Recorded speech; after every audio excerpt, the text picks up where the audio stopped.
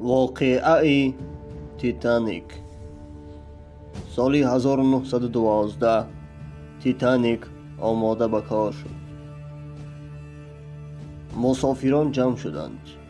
کشتی باید به نیویورک می رفت.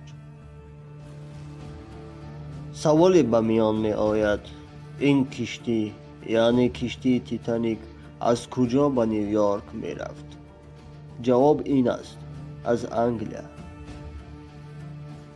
آن وقتها واسطه های تماس پیشرفت نکرده بودند.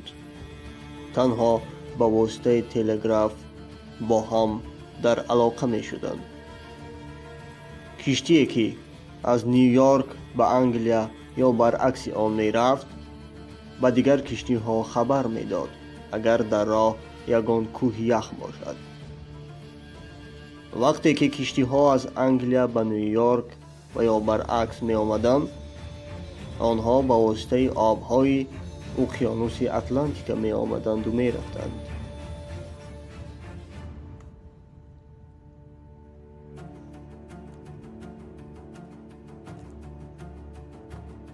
کاپیتان های کشتی های در راه بوده خبر می یابند که کوه یخ آمده ایستاده است.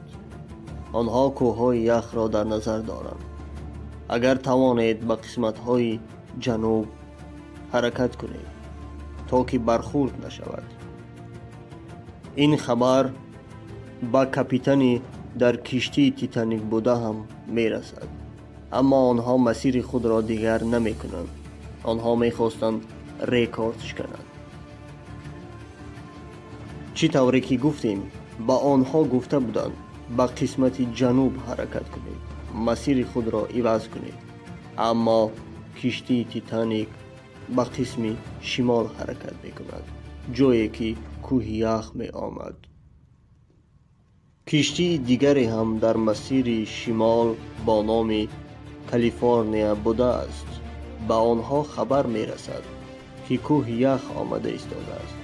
آنها هم دیگر کشتی ها را آگاه می کنند. اما کشتی تیتانیک کارمندان این کشتی یگان پاسخی نمی دهند. اینها هم در شمال بودند. ساعت 11:40 شب 14 اپریل سال 1912 کشتی تیتانیک به کوه یخ برمیخورد. با کشتی کارپاتیا خبر می رسد که کشتی تیتانیک غرق شده ایستاده است. به آن یاری باید داد. همان وقت کشتی کارپاتیا از کشتی تیتانیک 70 کیلومتر فاصله داشت. اما کشتی کالیفرنیا به آن نزدیک بود و او لنگر انداخته بود برای برخورد نکردن با کوه یخ. ساعت 3:30 صبح کشتی کارپاتیا با تیتانیک نزدیک می شود. آن نفرانی که در قایق‌های نجاتی بودند آنها را نجات می دهند.